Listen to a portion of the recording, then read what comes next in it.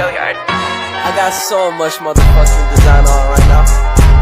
Break it down, bring it back, make it clap. I got 3 old thoughts, new block, where that day. Bitches on my line, and you know. Apa itu teori belajar Piaget? Teori belajar Piaget.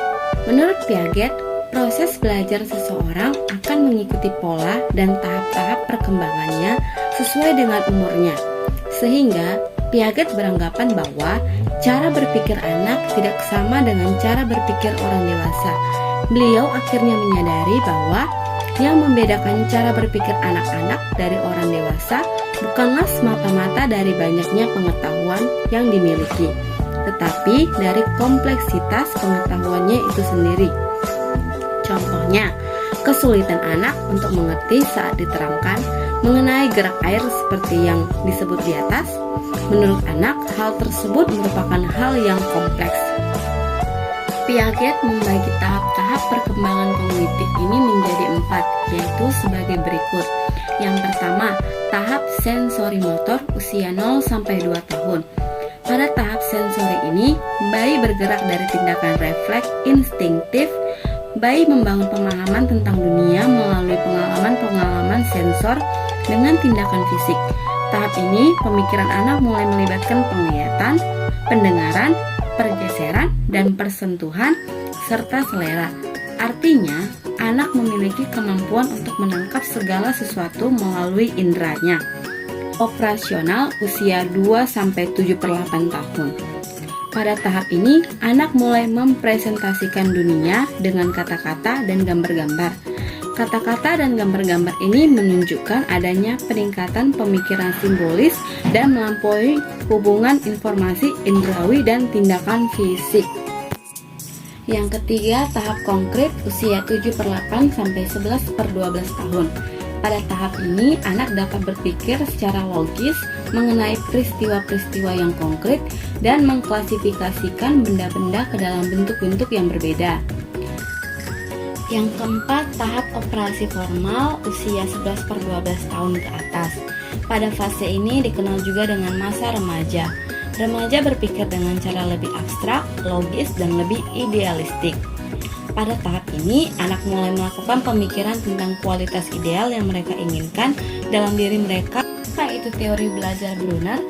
Jeremy S. Brunner merupakan seorang ahli psikologi dari Universitas Harvard, Amerika Serikat. Beliau sangat memberikan dorongan agar pendidikan memberikan perhatian pada pentingnya pengembangan berpikir. Penerapan teori belajar Brunner di SD, yaitu 1.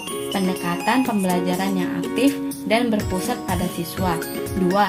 Penggunaan struktur pembelajaran yang jelas. 3.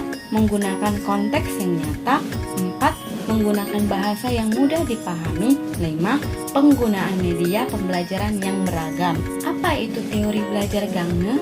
Teori ini sebagai bentuk rangkaian langkah belajar yang mengkategorikan situasi belajar berdasarkan peristiwa belajar, kemampuan belajar, dan pembagian nilai hasil belajar.